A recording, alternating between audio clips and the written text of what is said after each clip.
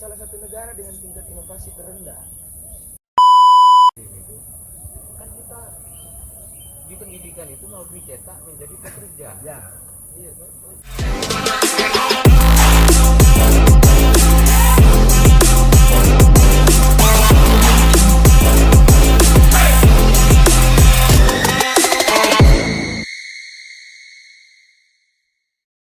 Iya, kalau di video-videoannya saya coba tambahkan bahwa sebenarnya banyak isu-isu yang kemudian kontroversi di wilayah, terkhusus di apa yang kemudian dilahirkan di dalam Kementerian Pendidikan itu sendiri, Kemendikbud ya. Banyak soal hak-hak guru dan lain sebagainya, itu banyak. Tapi kalau kita ingin fokus pada bagaimana eksistensi perguruan bagaimana eksistensi perguruan tinggi di dalam mencetak para generasi-generasi yang memiliki kesadaran kewarganegaraan tadi yang saya sebut. Karena memang puncak dari pendidikan ini kan, kalau secara formal ini kan ada di perguruan tinggi. Walaupun di Indonesia ini kan pendidikan wajib itu kan 12 tahun sampai SMA. Tapi di kampus orang akan diajarkan miniatur kehidupan. Orang akan dibenturkan dengan berbagai macam pergolakan pemikiran. Orang akan dibenturkan dengan berbagai macam karakter. Nah, sehingga terbentuk di situ kesadarannya. Nah, cuman sekarang seperti apa kira-kira kondisi mahasiswa hari ini yang kita lihat ya. Saya sempat mengingat salah satu data dari Global Innovation Index kalau tidak salah di tahun 2020. Ini biar apa? Biar kelihatan ilmiah ini. Iya. Artinya kan sedikit ini ya. Iya. Ini bukti bahwa ini dialog ilmiah ini. Ada bahasa Inggrisnya dah. ada Inggris. Bisa analisis akademik. Saya mau westernisasi nih. Oke, baik. Lanjut Mas.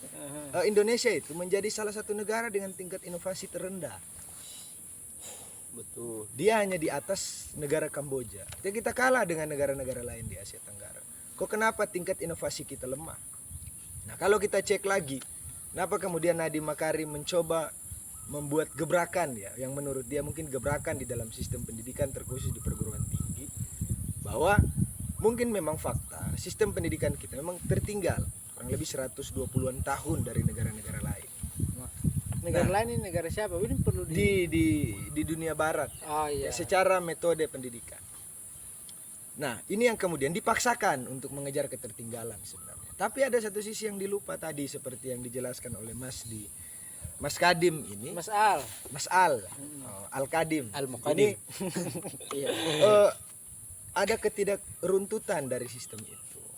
Kok kenapa orang sudah diajak profesional, magang dan lain sebagainya, tapi tidak diajak dulu berpikir. Nah, sekarang kan kondisi perguruan tinggi ini menghindari pemikiran-pemikiran itu, membatasi pikiran-pikiran itu, ya kan? Ketika ada mahasiswa yang kritis, ketika ada mahasiswa yang memiliki pikiran yang tajam, mencoba menginterupsi apa yang ada di dalam kelas, apa yang ada di kampus, ini kan kemudian seakan-akan menjadi momok menakutkan. Yang ini tanpa sadar, lama-kelamaan yang terjadi, ini dari pandangan saya dan ini kekhawatiran mungkin di antara teman-teman, bahwa akan terjadi karakter mahasiswa yang apatis, hedon, abai terhadap kondisi yang terjadi di sekitar. Sebenarnya ini nantinya tidak akan sinkron dengan tujuan awal daripada pendidikan itu. Bagaimana mencetak tadi, salah satunya adalah kesadaran kewarganegaraan. Bagaimana mungkin orang bisa sadar kewarganegaraannya sebagai warga negara kalau dia memiliki sikap abai terhadap lingkungan di sekitarnya. Itu kan yang dia cari. Akhirnya yang lahir adalah dengan program-program magang bersertifikat dan lain sebagainya. Ya mungkin itu baik di wilayah profesionalitas. Tetapi diibaratkan bahwa orang belum diberikan bekal tadi, tapi sudah disuruh survive. Akhirnya ketika survive tanpa bekal, terjadi kecelakaan di dalam survive itu, ya kan? Nah, sehingga nantinya yang terjadi di kalangan perguruan tinggi, dan ini mungkin sudah terjadi sekarang, adalah munculnya ketakutan-ketakutan di dalam mahasiswa di wilayah kritisisme atau pengembangan pikiran. Itu sebenarnya masalah yang menurut saya sangat urgen terhadap kebijakan, karena dihindari itu. Nah, ditambah lagi dengan misalkan contoh MBKM misalnya. Mas pertukaran pelajar ditukarkan di kampus lain jurusan apapun yang sesuai, nanti dia akan meninggalkan mata kuliah yang dia tinggalkan kemarin. Dia tidak perlu lagi dikonversi. Nah, bagaimana mungkin kita mencetak mahasiswa yang profesional? Profesional kan dalam artian yang mampu menguasai basic keilmuannya. Benar. Kalau ada 20 SKS, 30 SKS, bahkan 40 SKS yang dia lewat. Dan itu mata kuliah basis. Dan itu mata kuliah basis. Dan itu yang terjadi hari ini. Ini curhat atau Iya ilmiah kan? ini? Tapi ini Mas, kan emang betul sih Nadim itu. Kan kita di pendidikan itu mau dicetak menjadi pekerja. Ya, Iya toh? Jadi babu toh. Iya makanya. makanya nanti kita akan Pekerjaan mungkin nanti akan tidak perlu dibahas ini ya. soal bonus demografi yang akan menjadi beban demografi. Karena kurang lebih ada 67 juta usia produktif siap kerja di Indonesia. Ini curhat ini. Iya kan? ini kita bicara kekhawatiran. Oh kekhawatiran. Iya. Gelisah, Kegelisahan. Iya. Dan 67 juta itu yang dikatakan bonus demografi tadi, yang mungkin sistem pendidikan hari ini mau mengejar bonus demografi itu menuju generasi emas 2045, pada akhirnya blunder di tengah jalan. Kenapa? Bagaimana mungkin? Mau kita sudah profesional ya, kita lihat berapa banyak lapangan pekerjaan yang tersedia, ya kan? Akhirnya kan kita jadi pengangguran dan lain sebagainya. Oh. Tapi saya tetap optimis kok bahwa saya bisa tanpa harus hidup bergelantungan di dalam lapangan kerja yang disediakan negara. Berarti sampean ini tidak sepakat dengan program-program atau tidak mendukung program-program MBKM nih.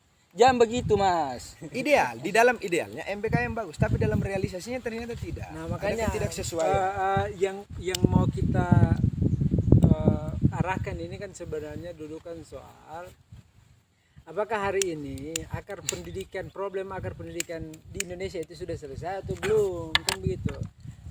Nah, kan begitu. Kita tidak bisa mengatakan juga bahwa Nadim itu buruk dalam hal programnya ya, tapi kan kenapa dia goblok?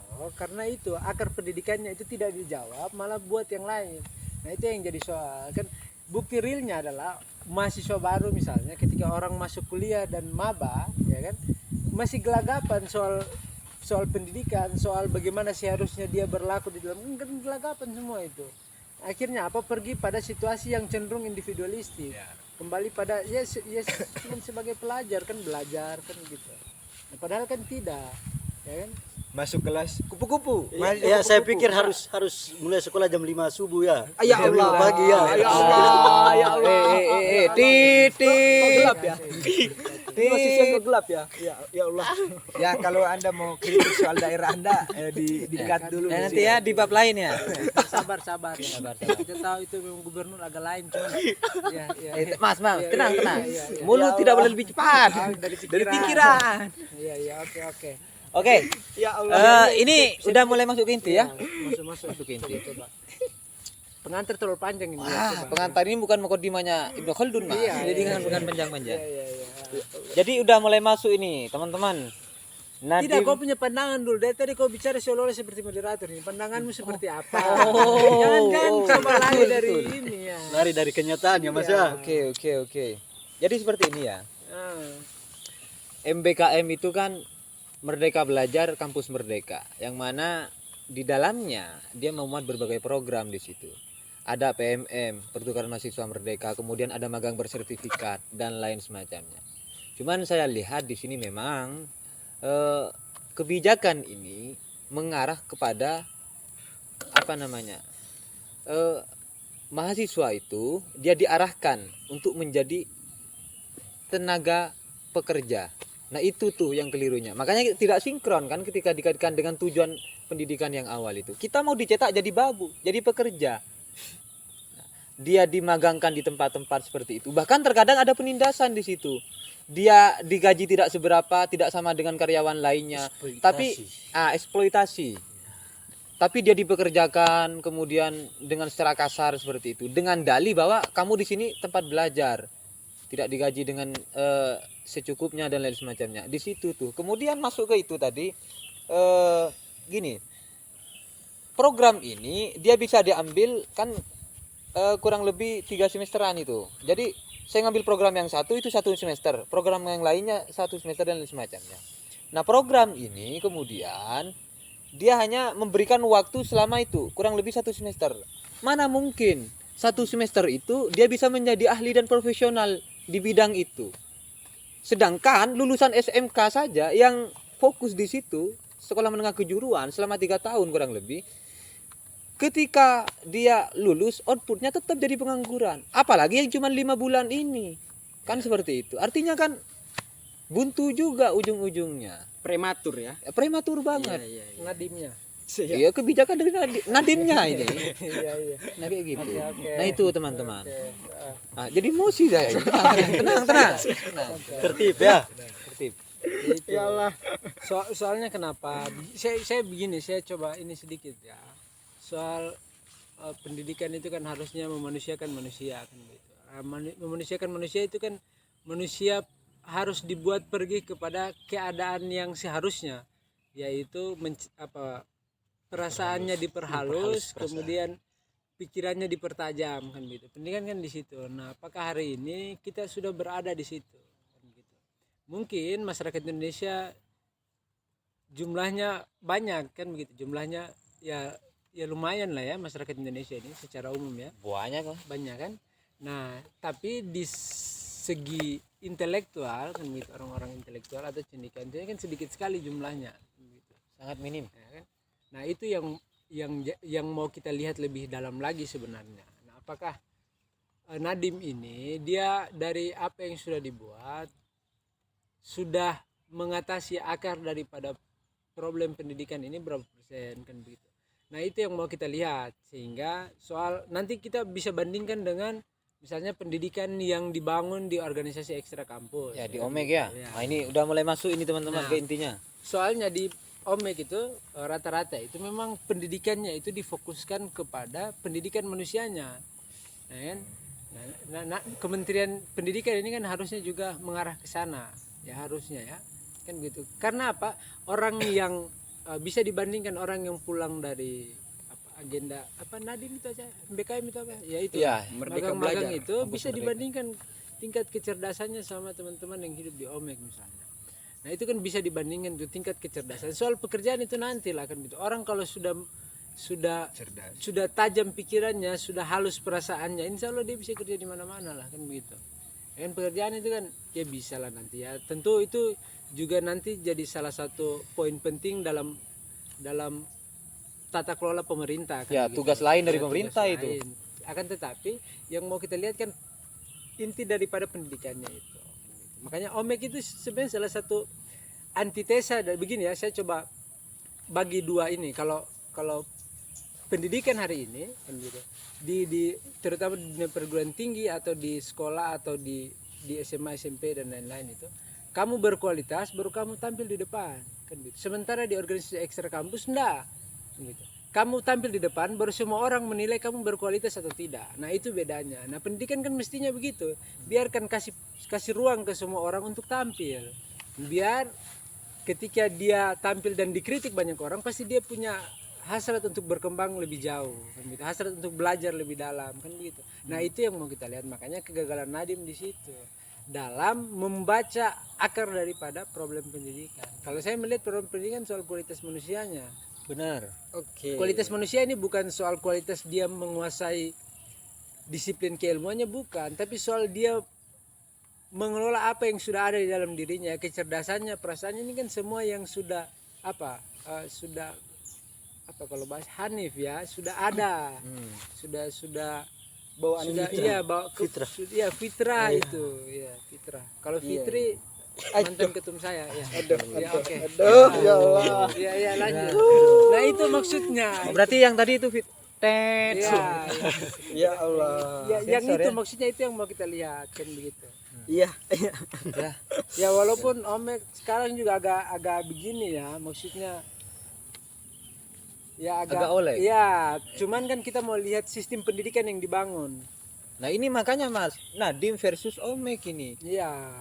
Keberadaan kebijakan yang dikeluarkan Nadiem kan mengancam terhadap apa-apa yang sudah dibangun di Omek, sistem pendidikan dan lain semacamnya. Makanya kita lihat ini siapa yang lebih relevan. Kan itu Ya yang Omek lah. Iya, kalau Kalau pertanyaan siapa yang lebih relevan ya Omek lah. Mana yang lebih relevan? Omek. kalau saya Ganti melihat tuh, memang ganti dia itu. Goblok. Goblok. ketika kita komparasikan akan muncul formulasi sebenarnya. Karena begini, di wilayah akademik. Tapi saya sudah mulai dehidrasi ya. Ya Allah. Maaf teman-teman, Sebentar memang lagi hujan ya. memang nggak ada kopi ya, karena suasana hati lagi pahit, jadi nggak ada kopi. Ya Ya. Allah. Ya, jadi kalau kita mampu melihat komparasi daripada organisasi hari ini, kemudian sistem pendidikan hari ini, sebenarnya kalau kita analisa lebih jauh itu akan terjadi atau melahirkan formulasi pendidikan yang begitu istimewa lah, atau Saya Mas, formulasi atau formula E? ini tahun-tahun politik Mas, jangan Oke. sing itu dulu ya, nanti digoreng media ini bahaya ini ya. Lanjut. Dia kan Anies Mata. Tet. Lanjut.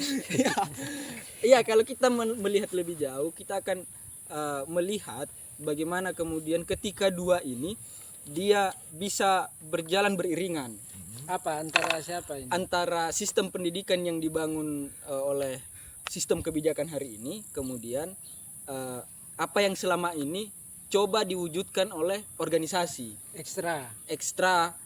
ya Karena terkhususnya organisasi ekstra. BEM kan tidak ada fungsinya sebenarnya. Iya sih sebenarnya. Iya, apalagi BEM Malang Raya itu. Iya ya. Lah iya. Iya, Betul. Kalian ini mahasiswa Malang. Ya lanjut. Iya, lanjut. Jadi apa yang kemudian dicita-citakan oleh organisasi ekstra, organisasi pada umumnya lah, saya merasa. Tidak pada umumnya. Saya tidak sepakat itu kalau tidak. Ini khusus ini organisasi ekstra karena organisasi intra itu memang ikut kampus A siap A ya itu Oh iya, intra. gitu ya. Nah, si Omek itu benar-benar pendidikan manusianya. Mas, kembali ke laptop. Nadim vs Omek. Iya. Oke, beda dengan organisasi yang di bawah telunjuk birokrat. Iya. Allah. Lanjut. Ya, oke. Jadi kalau kita melihat itu, Rektor dulu punya nabi jadi. Oke, lanjut ya. Lanjut. Cukup Nabi Muhammad, Nabi terakhir. Cukup Rektor jangan. sudah bubar sudah kita ya. Ya lanjut. Kita harus bubar ya kawan. Kita bubar dulu ya. Nanti kelanjutan videonya ya. Lanjut lagi. Terima apa nama? Insya Allah steril di sini ya.